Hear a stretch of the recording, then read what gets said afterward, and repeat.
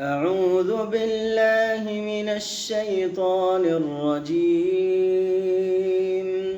بسم الله الرحمن الرحيم. القارعة. ما القارعة؟ وما أدراك ما القارعة؟ يوم يكون الناس كالفراش المبثوث